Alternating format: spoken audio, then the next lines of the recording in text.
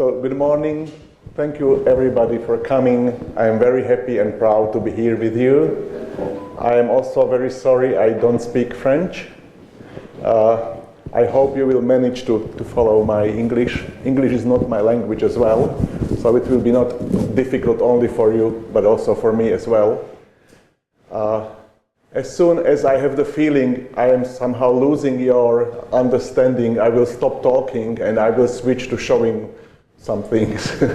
But it's very important for me to give the message, so if you have any hesitations, if there is any reason to stop me, you are welcome to do it anytime. I really want you to understand me. And thank you very much for coming after yesterday's brilliant dinner. It's not easy to come after such a lovely wine, so I appreciate it at least twice. Okay, so good. So I want to start very briefly by short history, but I think that we have already heard about it in the conference quite a lot. I want to draw your attention to Professor Larry Cuban's book about history of introducing technologies in school. It was published in 1986, Teachers and Machines, the Classroom Use of Technology since 1920. In his book, he identifies four waves of technologies. To be honest, I think there were more than four, and he somehow forgot about some very important European names. For example, Celestin, Frenet, and others. But okay, this is still very interesting history. And actually, he is a little bit pessimistic about all these waves coming, promising, and then going somehow. Definitely, the fourth wave. Well, the first three ones are radio, film, and TV. The fourth one are computers or digital technologies. And we have already seen Seymour Papert several times here in the conference, and his book, this is the original edition of the book, Mindstorms. We can definitely call Seymour to be one of the fathers, probably the founding father of this fourth wave of digital technologies in education. And while Larry Cuban was going through hundreds of historical documents of teachers, school reports, through the whole 20th century, through research papers, he identified a lot of, let's say, obstacles, which were quite similar in every wave. Teachers, schools were always referring not to getting enough support, not to be properly prepared, and we know this very well from recent years as well. But still, we believe that this fourth wave is quite different. Does it have similar problems? Is it different? Yes, to both of these questions. And I'm not going to spend any time explaining why it is a bit different from others. The fourth wave itself has its own waves coming and going a little bit. And actually, especially programming is such a theme of coming and going. But nowadays, in this present peak of interest in programming, I believe that this one is going to stay. This is the most important. And yesterday and the day before yesterday, we saw brilliant arguments why it is so. So nowadays, we have different circumstances, we have different goals. Most of all, we are all interested in how to integrate it into general education.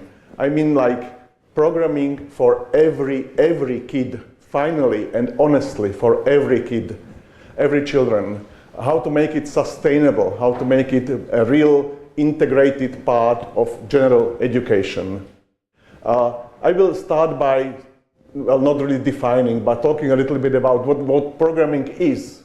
We all use this word, but since 50s, programming has come through a lot of transitions. The world is changing quite a lot. We all know about professional programmers, about professional programming, but recently we see there are more and more people, experts in other fields, who are using computers in a highly professional way, not as a professional programmers, but using them sophisticatedly, like using, I don't know, building complex models in Excel, building complex documents. And actually, this is a kind of programming. If you ever tried to build a really complex PowerPoint presentation, you will agree with me, because there are many similar skills, thinking skills with programming in it. Okay, so here I want to refer to Professor Alan Blackwell. He's a leading expert in a very interesting field of research called psychology of programming. And in 2002, he coined the concept, the term end-user programmers, end-user programming for those new kind of programmers.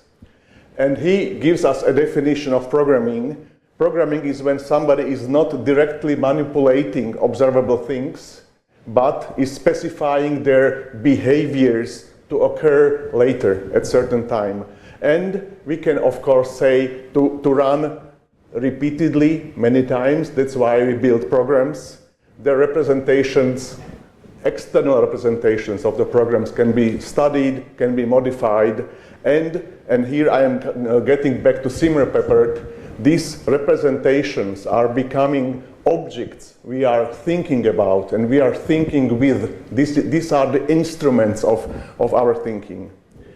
Okay, so if we combine this end-user programming and educational context, we can call this kind of programming educational programming.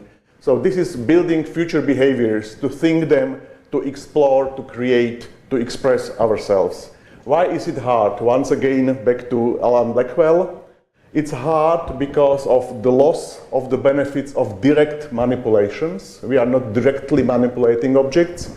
We have to use a special notation to represent its future behavior, special language, special system of representation, and using abstraction as a tool to handle complexity. And that makes programming hard.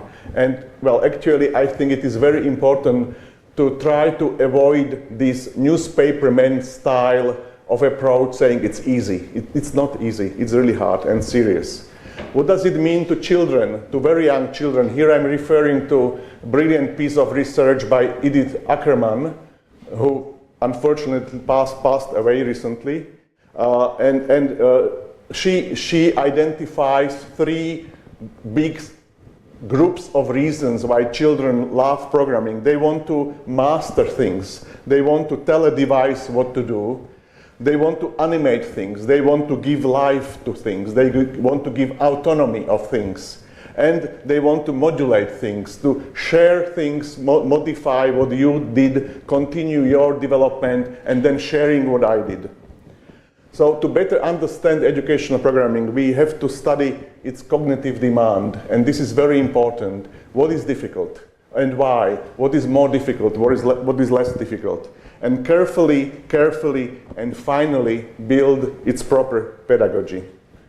So nowadays we have completely new focus, programming for every pupil. And actually I think we can read this goal since 60s, 70s, but I think it was not quite honest. Nowadays, we are very honest in thinking that programming is an important skill, knowledge for every pupil. And what is very important, at every school age. So finally, we should start perceiving programming as a holistic learning process, starting somewhere, let's say, age 5, and going through 16, 18, very similar to mathematics. I think that it's very important to keep drawing this analogy with mathematical education. But do we do that? Do we really build it as a holistic process, as a one learning process? Very often it seems like we are building isolated bits of experiences, like doing this and that, and then kids move from primary to lower secondary, and all teachers would say, we have to start from 0. And then they go to secondary, and teachers again will say, we have to start from 0. And then they come to university, and we say exactly the same. So what's happening? Could you imagine something similar in mathematics? we would simply not accept it. So I think that we have to change this process. Just to compare these two systems, this is British English educational system, and this one is Slovak. There are many others. I just want to show these differences. When we talk about primary, usually it's somewhere here, and in Slovakia we have, this is age 3 preschool, then at each age 6, 4 years primary, and then going on. In England, this is compulsory school starting at 5, and 6 years are primary. These years are years of introducing obligatory subject, informatics or computing or whatever. In Slovakia, we have very long tradition in informatics, really based on programming in higher secondary education since 1985. almost 15 years ago, we managed to introduce it to lower secondary, 2008 to primary, which is quite, I think, exciting. And also we have a lot of experiments and development going to preschool. You are aware of this big change, global change going around the world now, when we are trying to somehow get rid of informatics or computing, computer science, whatever, to be just a label for ICT. And this is happening in many countries. And I think it's time to say this is not necessary. ICT is and must be and probably is, let's say, used in every subject. And it is true about England. This is my experience. So let's focus in informatics on, let's say, fundamentals, principles, programming. So this is what happened in England in 2014. This ICT was completely stopped, and new subject computing was introduced. And here, just to show that for the last 2 years of primary in England, I was leading a team of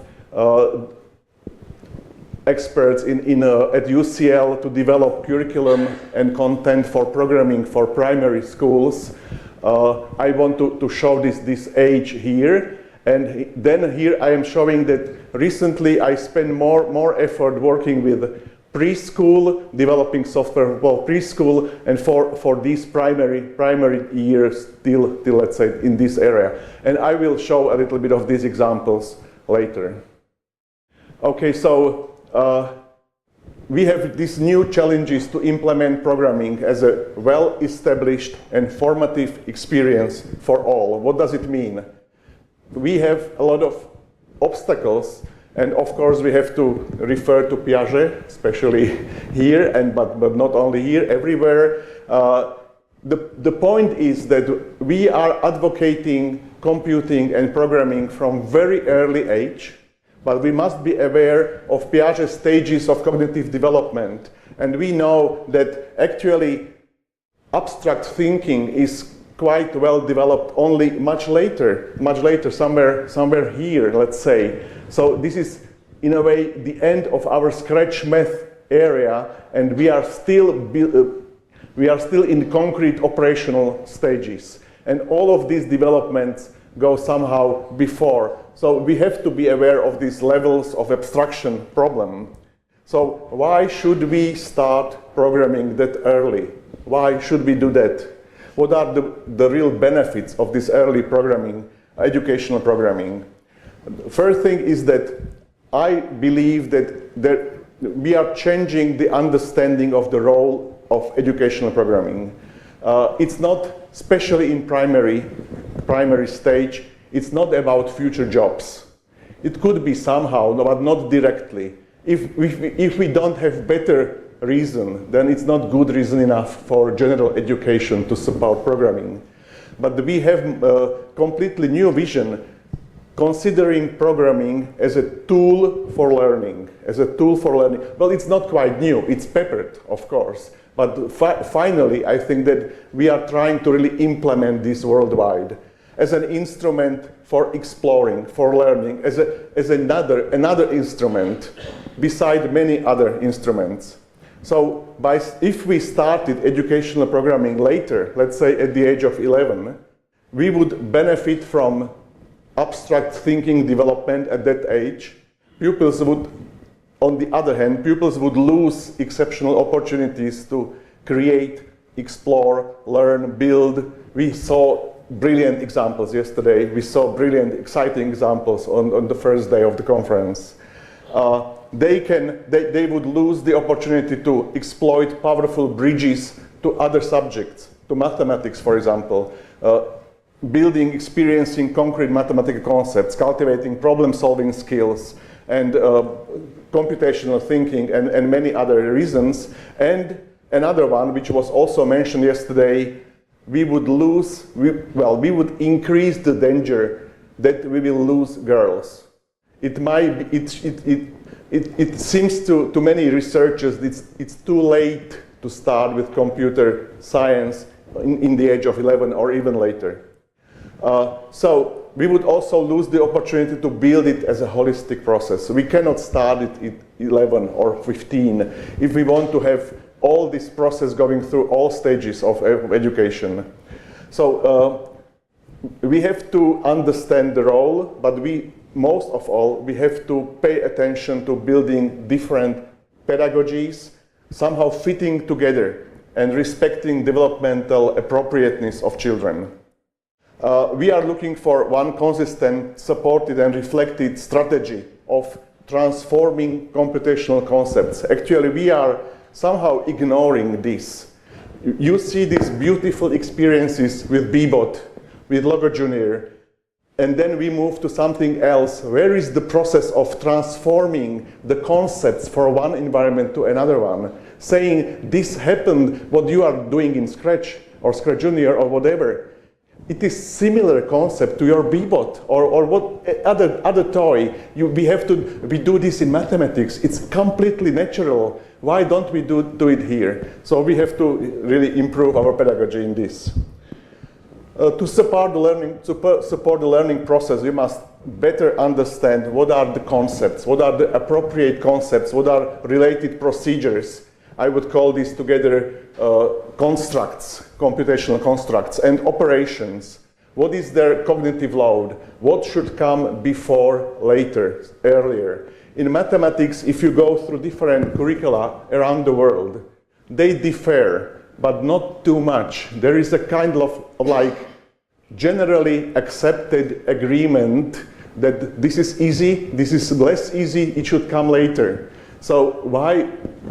Well, we have to do something very similar in programming and computational thinking. So we have to zoom into concepts because they are complex.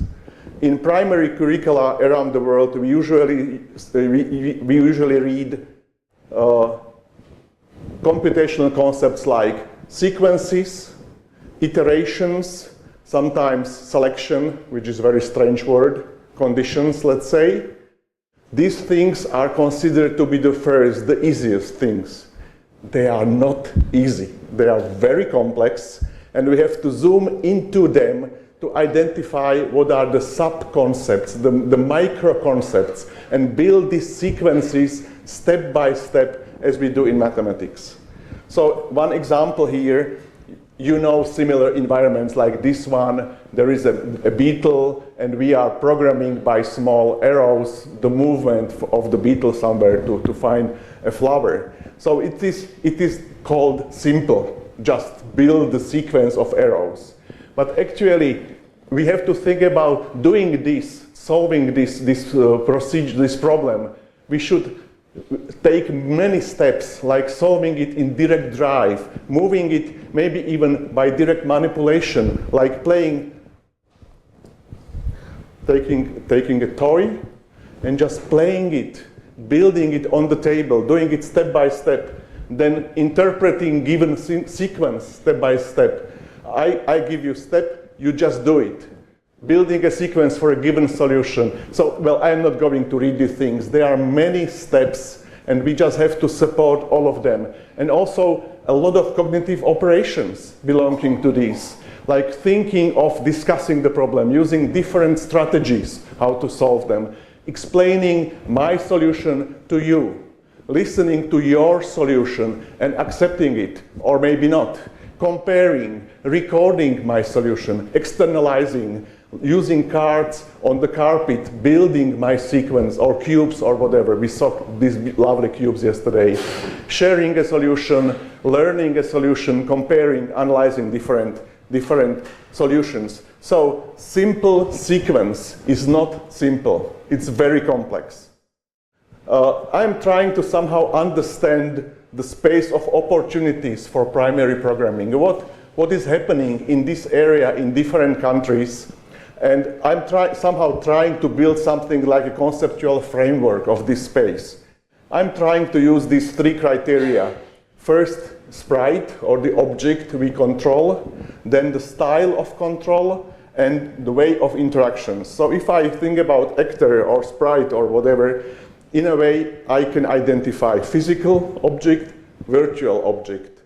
If I think about control, in literature we can find these three stages of control, and they are all very important. First one, direct manipulation. Do it with your hand. This is what we do in kindergartens. This is what we do in primary. Just do it with your toy. Solve the problem on the carpet or on the table. Then direct drive means I have a B-bot or whatever. I press a button and there is a reaction. So one action, one reaction. And then the third stage is I plan a behavior, like pushing many buttons several times and then running this behavior. So if I overlay these two things, I already had some like 6 subspaces, but I can go on thinking about interactions. Do I have one actor or do I have more of them? So in a way, I'm getting quite complex structure, which I don't think is complete. This is just a first attempt to somehow give it a certain topology. So, okay, so how should we make this framework work for us? We should be aware of all opportunities of this space. It's a rich space. We should not quickly run through that space. We should use the opportunities. We should avoid what I call double fatal timing, which is very fashionable.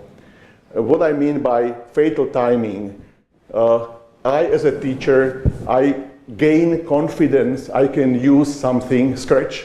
This is happening in England now.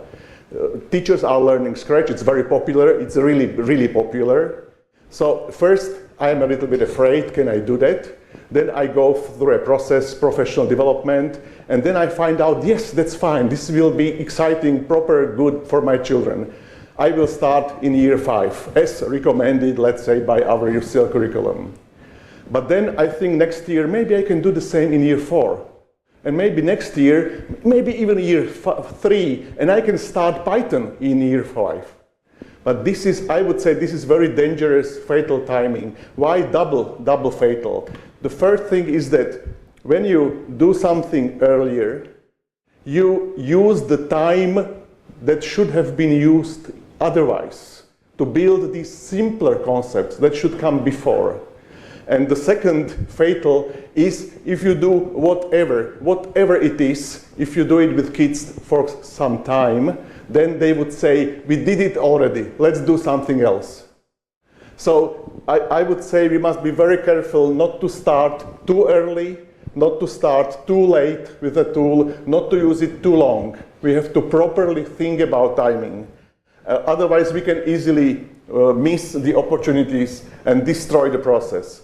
We also have to maintain very fragile balances within the content. I'm referring now to well-known didactic triangle, teacher, learner, content. And in the corner of content, I would, in our context, computing, I would prefer to distinguish three sub-nodes. Computer science, programming tool, and pedagogy, content-specific pedagogy. And actually, we must be very careful to keep a good balance among these three things. Why? Because if we divert towards programming tool too much, Peppert called this technocentrism. We are not teaching programming language. We are not learning programming language. If we divert to computer science, and it's happening, then it's something like computer science centric. And actually, I hope I will not offend anybody, but in many countries, I see the movement, the force behind this new computing movement coming for computer science departments, trying to get more students. And I'm not very happy about this argument, because this is not a good argument to have then computing in primary, in kindergartens for every kid. Because if it is there, there must be good arguments for everybody, for any future careers of these kids. And if it diverts too much towards pedagogy, which happens in some curricula, then it may happen that the programming itself it may be shallow. So we have to be careful about this. Okay, so now I will move a little bit to our own development.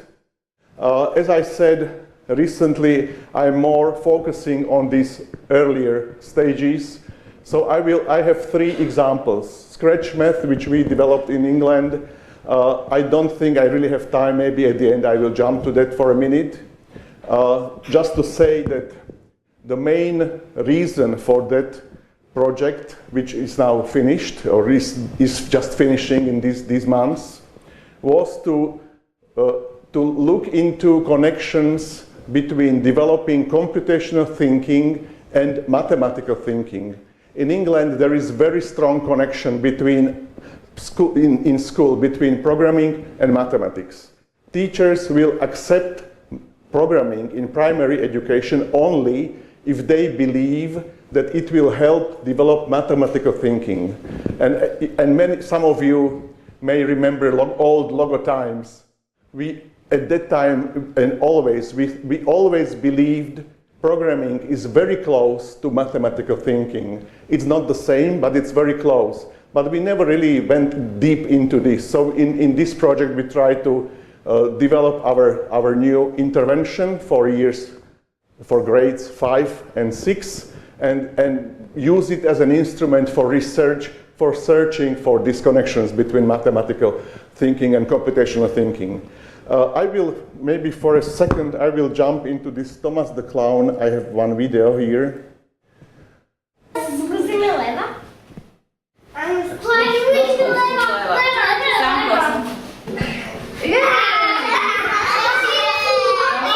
It's in Slovak, but I think that this is international excitement of children.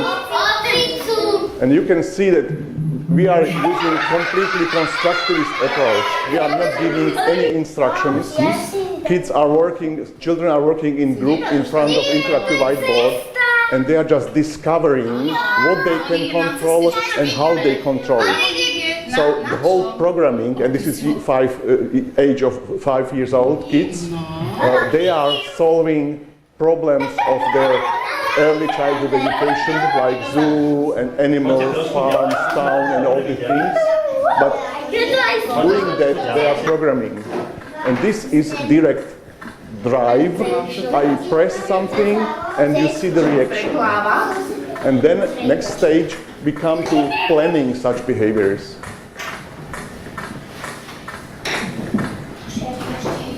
No. And you see the social learning in the group. They are discovering things together, learning together. Maybe I will move it a little bit.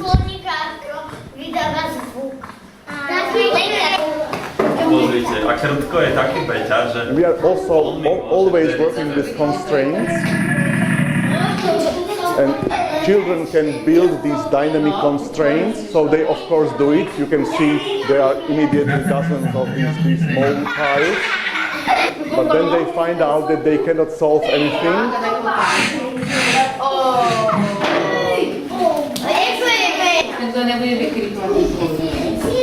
They are customizing the environment.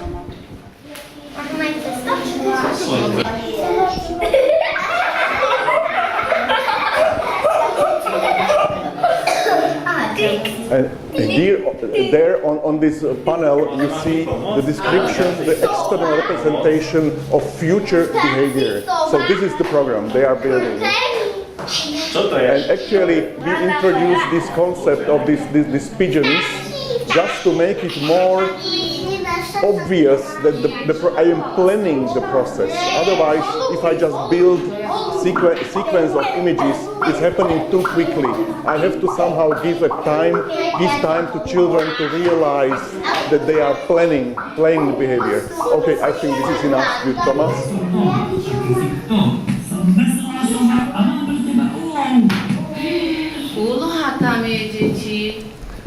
Okay, so now I would like to show you, to share with you a little bit of our latest development, Emile the robot. I think in French it would sound completely the same as Emile Zola. It's our name, well, it's the same name, of course. Emile, we write it like this. First of all, what's our pedagogical framework? This is development for years 3 and 4, which means children 9 to 10, let's say. So elementary programming for every pupil in the class. We are working in the class. We are working in class sometimes with 15, sometimes with 30 children, as an opportunity and formative learning experience for everybody. Implemented, scaffolded by generalist primary teachers. I find this very important. What's happening in my country and probably in other countries as well, in primary, they are somehow a little bit afraid of new computing. So they find somebody from secondary school or lower secondary, upper secondary to come and do informatics, do computing for the kids. And I think that if we do that, we are losing incredible opportunity of integrating computing into all other subjects. And this can be done only by generalist primary teacher. So actually, my dream, my goal is to develop such environment and curriculum content that primary teachers would say, I can do that. I understand this is important for my kids, so I want to do it. And actually, when we are running these observations and working with our design schools, the biggest success for me is if the teacher at the end, let's say she at the beginning she said, I cannot do that, you have to do it. So I teach, and at the end she comes and she tells me, if I knew this was programming, I could do that, and this is brilliant. I think that we must think about building it in that way. We are always working in pairs. Kids are always working in pairs, which is probably very usual in your countries, but it's not in my country. It's quite new thing. So we are combining pair work and discussions as a whole group, usually on the carpet. We do this 3 times during one lesson, working in pairs, coming together, discussing. And this is, I think, very efficient learning strategy. We are developing software environment. Is it me? No, I hope not. Software environment without any external feedback. I'm afraid that computers somehow nowadays got this label of a tool out of school for fun, for entertainment. And you have a lot of environments like Solve the Problem, you have a lot of these programming environments, portals, and brilliant, you did it, move to next level. And actually, I don't think that these are proper environments for school. These are environments for one-to-one interactions. But in school, you have to stop, you have to repeat the problem, you have to modify, you have to discuss different solutions, you have to have problems which have no solutions, problems which have many solutions or unclear solutions, so we can discuss, modify, explore. Okay, so the programs, action plans, or for action, whatever, object to think about and think with, to think with the programs. And these are important activities, doing it, planning it, reading the programs, talking about the programs, interpret them, explore, compare, many other steps. Okay, so what is the process? What are the goals and design-based approach we undertake? So there are some pictures from one of our design schools. You see always working in pairs. You can also notice, I think in the first picture, you can also notice we almost always combine two kids working with one computer, but each of them has a worksheet, and they regularly, throughout the whole lesson, they have to move their focus from screen to paper, write things both ways. Sometimes in screen you see, read in your paper what is the task. So you go there, you read it, you solve it here. Or you solve it on the paper, then you just check on the screen. So all these interactions, all these multiple representations are very important.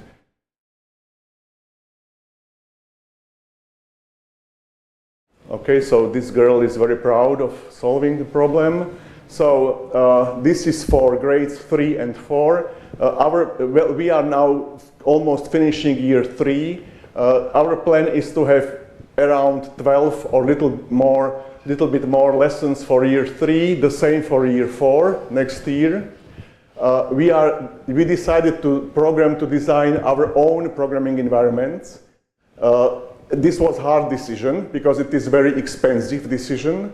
But what we did, we analyzed dozens of computing programming tools on web, like Hour of Code. You have many of these. And we just couldn't find a way how to properly support our pedagogy with these tools. So that's why we decided to develop our new environments. Emil the collector, Emil the caretaker, Emil the collagist. These are for year 3. In year 4, we will have extensions of these 3 and two more. We are regularly working with 3 design schools, 5 classes, working with ordinary primary teachers. I hate this word ordinary. I mean like these fantastic primary teachers, because they can work with us and they are happy if as soon as they believe this is good for the kids, this is properly built for primary, they are happy to work with us. So our goal is they accept this new intervention as their own. Okay, so, and we are developing software itself, we are developing teacher materials, worksheets for kids, physical stuff to work with the hands, and professional development strategy.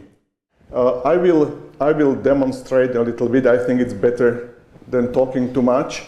In the first environment, what are the powerful ideas? And I'm back here again to simmer peppered. What are the powerful ideas? What is the strongest thing here? So I would identify 3 of them. Children are experiencing order. It's a simple thing, order. It's less than sequences, order in things. And this is very important. Actually, I will then add some more lines in between. So if you want to take a picture, then just wait when it is all there. Then kids are coping with different kinds of constraints, because this is planning, solving problems. Constraints that are changing in time, and they are exploring control. So I will get back to here in a while. Oops.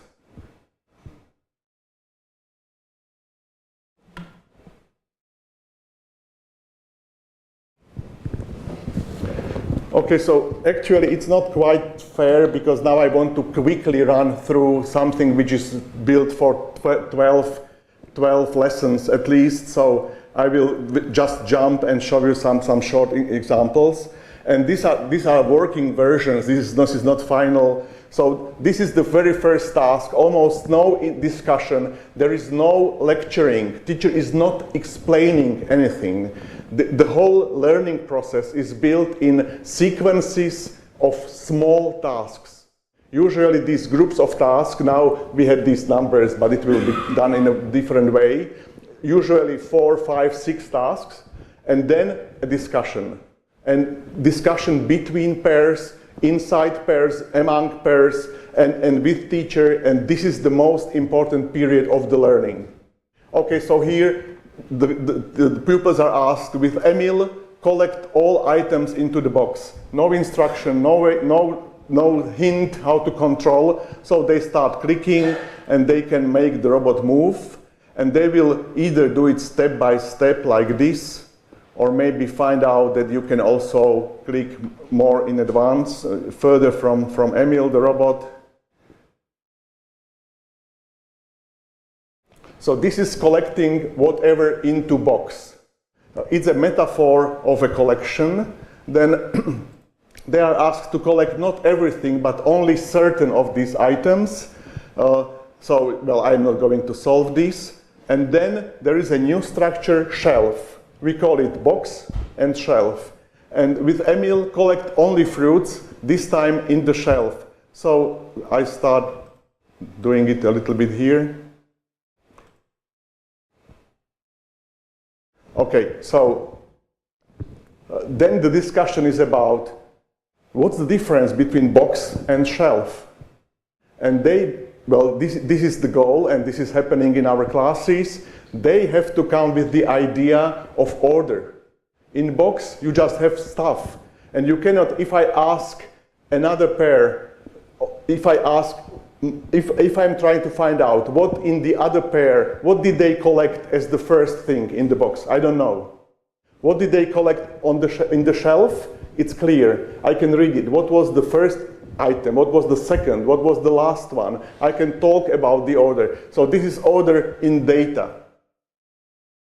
And then they are collecting only certain numbers, odd numbers, and you may have different strategies to do that. You may discuss why did you start in that way, how many possibilities did you have. So we are discussing, and you can arrange the things here if you want to discuss them here. And then collecting only even digits into shelf and having the discussion. Okay, I'm jumping further. So then we start understanding this concept of box or shelf as a holistic thing. It is a structure, it's a data structure, collection, but you can also think about, for example, here you can think about it as a 2-digit number. So then the question could be, what is the smallest 2-digit number you can build? And this is all moving between worksheet and screen. So usually they guess the biggest one is 98. But you cannot build 98 because you cannot get to 9 before 8. So the biggest one is 89. And in the worksheet there are questions like, can you build number 20? Can you build number 22? Or 30, 35, and so on. Okay, then something similar with 3-digit numbers, and they are collecting and writing down different 3-digit numbers starting in 4, ending in 9, and so on. So you may feel these connections to mathematics here. Then working with words, I don't think I will do that. And also with coins. So for example, in this one, they are asked to collect €1.50 into the box. So I don't know, there must be several ways. I'm not going to do them. But then you can also start counting, which primary teachers like, working with coins and building this connection to another connection to mathematics, let's say. Okay, so here is one new constraint. You are asked to collect 40 cents only in four clicks, in 4 coins. So, well, and again, there are probably more solutions. I'm not going to solve the problem. And then, again, building words, which is connection to language. I think there is one word which is quite international. Let me build it. Okay, others you would not understand, I think, in this. Then building in the worksheet, they have a list of equalities, like 4 plus 3 equals 9. And there are questions like, can you build it with Emil, or you cannot? And then other 2 questions, is it true or is it false? So you can build true expressions, you can build false expressions, and so on. So I'm not going to do this. And then we move on to build an expression with the result of 7, and there are surprisingly many solutions. And well, in class you always get a lot of different solutions. No, I will skip this. And you can maybe, well, I'm sorry again for rushing through it, but you can maybe see this slowly extending the factors in this sequence. So, okay, the task in the worksheet is collect all the numbers in proper order. But when they start doing this, they will find out that you cannot get back to where you already clicked. So this is something new. You have to carefully plan the clicks so that you can solve the whole task. And you see with this color, gray color, that you can easily cover the whole working space so that you cannot solve the problem. So this is new thing there. And again, some words, coins. Well, I think I have to speed up a little bit here. Okay, so, and then new thing is you are collecting in the shelf, but some positions are predefined. So you have to think about the second object must be a ball. So you have to do that and plan your algorithm. And then using this, you can start talking about structures, about patterns. So for example, here it's like collecting 2 apples and a pear, 2 apples. Okay, I did a mistake here. Okay, it's too difficult for me. But we think it's very important to talk and discover the patterns in many ways, in data, and then in steps, in programs.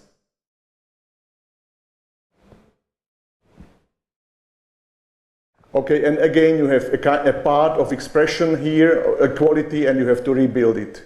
And then I will move on. This is a new feature here with no explanations. They just start collecting as many pairs as possible. So probably children start in that way. And they will find out that these numbers mean the constrained number of clicks. So in that way, we collected 5 pairs. And they are asked, when they do this in pairs, they are asked to go to their worksheets and write down this sequence. So they know, they write down number 1, 2, 3. And then we have discussions. How many pairs did you manage to collect? Somebody would say 4, 5, 6. Somebody would say, we managed to collect 6. How did you do that? They come to interactive whiteboard, to teach a computer, and they start doing it, and they do not remember. So they run back to grab the worksheet, and they use it as a record of the solution to rebuild the solution again. So this is a natural way how we build the need for building a program as a record of some action. Okay, and there are again things and this is very powerful mathematical environment where you can collect coins and buttons. We play the game. Emil, the robot, is buying the buttons. So this was very cheap. This was brilliant. He can also buy, let's say, 1 button, 2, 3, 4, 5 buttons, paying 2 cents. And then you have a lot of tasks like try to buy 3 buttons for 12 cents. Try to buy 1 button which is very expensive. So you may have a lot of mathematical discussions in this way. Okay, so I said I will come back to these big ideas. Experiencing order, order in objects, collections with order and without order, a box, a shelf, object with internal order, numbers, letters, order in steps, recognizing patterns in data collection, coping with constraints. They are static, they are dynamic. In driving Emil, they cannot click anywhere. Number of clicks constrained in the stage. Some objects on the stage play the role of temporary obstacles. You cannot go through there because there is a coin, but maybe you can collect it later. In the collection, you have these predefined positions. exploring control in the local direct drive, which means you are controlling the robot in his stage by clicking. It's almost like manipulation. It's almost like dragging the robot to his new position. Building a record of the steps, first by Emil, then by us. Actually, I think I omissed one thing which is very important here. When I am building the behavior, so click the numbers in proper order. So I start building a plan and then ask Emil to interpret this program. So this is the first stage when they use these records to program tasks. Well, this is my capital. Okay, but I prepared one for you. Ordinateur in English. And this is quite complex because yes, it is C, O, M, P, U. So what will happen then? And the point here is to find out that this C, when I go in that way, is not there anymore. So this is this dynamically changing obstacle. So, and the other thing is I have to carefully optimize my clicks. So I cannot do it like I did it first. I have to economize.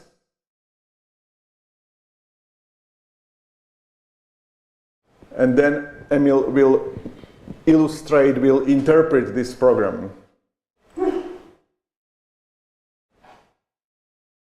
Okay, I think I will stop with this here. Building a record, planning the steps, reading, interpreting plans.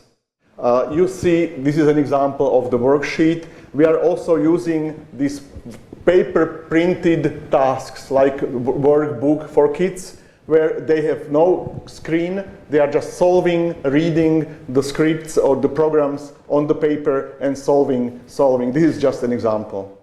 The second environment I wanted to show you, Emil the caretaker. The powerful ideas here are mastering control, we move on with the control, planning solutions, working with plans. And I will probably briefly show this again. Okay, so here Emil is like taking care of this island, this village. Here he's asked to come to the house, so and now you see this movement. I am somehow increasing the distance between where I control. It's not direct playing with a robot. I move my focus to arrows. So, and this is a good step towards planning behavior. So I do like this. And the other thing is that here is a panel where the record of what happened is being built. And there is no feedback. So actually, it was at the beginning, and especially by teachers saying, is it correct? Is it not? Did we finish? What should we do? And our strategy is, in the pairs, you decide. Do you agree this is solved task? If you do agree, then move on, or take a record, and then we will get back to discuss it. And then they start thinking about number of steps. I can solve this problem, for example. Okay, but they will find out they cannot solve this because the number of steps is now limited. And you know, probably who work with primary students, children, you know that it takes time for them to understand and believe there is no way to solve it. So they will try to go one way, other way. They will quarrel, they will discuss, and finally they will start thinking about, we need more steps for that. Then they are discovering more instruments. And here is the first example of pattern in program. Then they are exploring another instrument, watering can, so they can apply it repeatedly. They can apply it to grow trees, they can apply it to grow mushrooms. Okay, that's fine. And then I will move to this concept, which is a very big concept, or pre-concept of iterations. So here, the task is with Emil, go to each cherry tree. Okay, so I start and look at the record of what's happening. As far as these commands are identical, they are moved into one pile. So now I can solve the problem in much less space of record. I can just collect these things and do the whole task in, well, okay, I am too quick. Okay, so, and then we start thinking about what is the difference between number of steps and number of piles. And we start measuring distance. How far is Emil from a house in steps or in piles? It could be one pile, just one pile. Okay, so here there are some more operators, and okay, I think that's fine. Okay, I will not go through to this.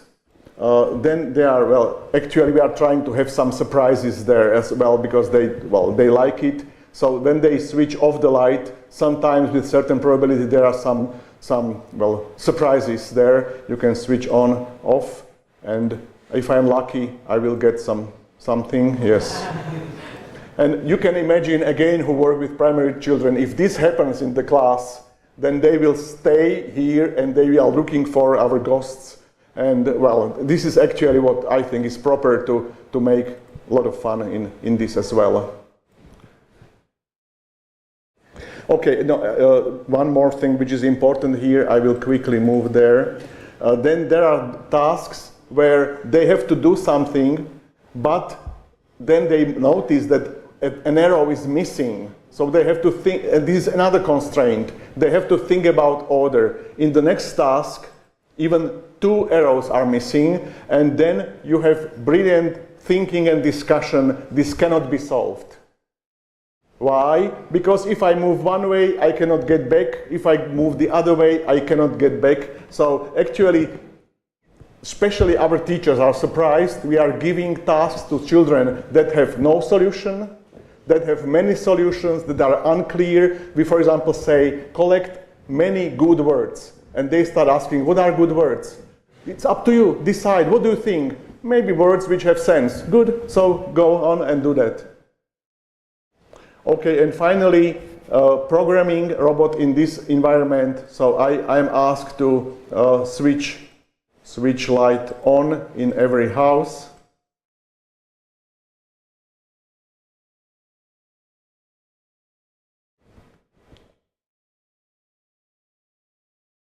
Okay, wrong. Good. I think I will finish with this here. So finally, we are controlling in proper direct drive using arrows, using absolute directions, in computational drive, planning, building programs. We affect the stage by instruments, by light, by watering can, using single action, iterated action, thinking in piles of steps.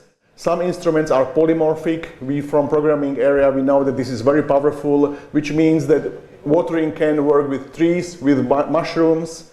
Then we are planning solutions, observing the record of solution, building a plan, considering global state, working with plans, reading them, rerunning, comparing, modifying, and recognizing patterns. Finally, this is my final slide, some recommendations. I think we have to respect and know primary pupils. We have to care about them all if we really want them all to build this computational thinking. We have to respect primary teachers, which is not happening always. For example, in my country, we think things are simple, they can do whatever. This is not true. They do not have any pre-service background in computer science, and I think they will never have. We have to accept this reality. We have to somehow react to it. We want to develop with them. We want them to have a feeling of being co-authors of these innovations. We must be aware of affordances of languages, of environments. For example, in Scratch, in London, we started by analyzing Scratch in incredible depth. We identified many affordances, like something which is incredibly powerful and brilliant metaphor for children. There are some wrong affordances, like ill affordances, so we try to avoid them. We try to exploit affordances as much as possible. Must the pedagogy of computing respect differences, encourage diversions, follow holistic curriculum? I think I don't go into details more here. Continuously support teachers. It's not one development, professional development, it's a continuous support. Offer and accept bridges to all subjects. Programming is a brilliant opportunity for building bridges to all other subjects. Offer inspiring, challenging, rewarding contexts. This is proper constructionism. Let children have space. We saw yesterday brilliant examples of this. Make it developmentally appropriate, proper for the age, which concept we have to know, which are the concepts proper for the age, what are the practices, tools. Make it, and this is also very important, make it respected by teachers, by pupils, by parents, and I would say by politicians, by media people, lower, higher stages. I don't know about your educational systems, but in my country, if you move to primary, they would always say, teachers would say, they are coming for terrible kindergartens, they are not properly prepared. Then they move to lower secondary, they would say, terrible primary schools. This is kind of game, it's not the reality. They just somehow overlook what's before them. This is completely wrong. This is about children, it's not about our stages, our institutions, it's about children. We have to build one holistic process and use programming, implement it as a sustainable, productive, respectful instrument for learning. Thank you very much.